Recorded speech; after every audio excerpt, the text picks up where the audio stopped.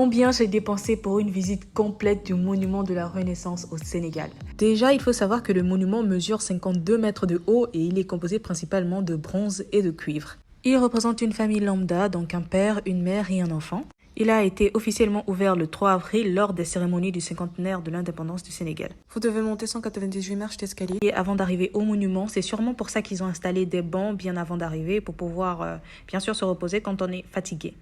Arrivé directement au monument, vous avez cette vue magnifique sur tout Dakar et surtout sur la mer. De là, vous pouvez directement constater à quel point le monument de la Renaissance est très imposant et surtout à quel point les finitions sont tellement belles. C'était incroyable.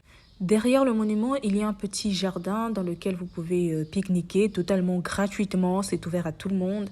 Vous pouvez prendre du temps en famille, venir faire une petite balade ou même venir réviser ou pourquoi pas admirer les fleurs. Par contre, lorsque moi je viens, c'est toujours pour admirer la mer parce qu'on a une vue incroyable depuis le jardin. Ensuite, on passe directement à la visite du monument lui-même. Du coup, vous pouvez choisir entre visite partielle et complète. Moi, j'ai pris la visite complète du monument, donc c'est 3000 francs.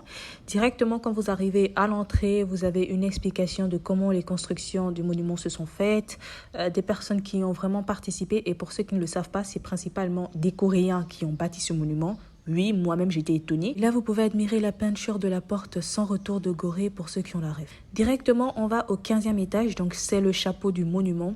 Et là, on avait une vue magnifique sur le monument. On pouvait voir l'enfant de la famille. D'ailleurs, je me suis demandé pourquoi ils n'ont pas directement mis la couche. Et surtout, on avait une vue à 360 degrés de la ville de Dakar.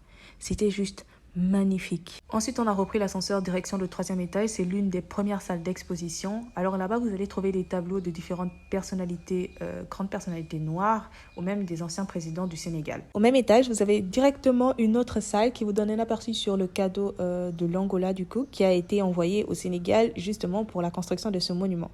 Ensuite, on est allé au 2e étage. Du coup, c'est la même réflexion que le 3e. Là encore, c'est une salle d'exposition avec des cadeaux qui viennent de divers pays, comme par exemple le Libéria et etc. Et avec toutes ces expositions, ils ont construit un salon.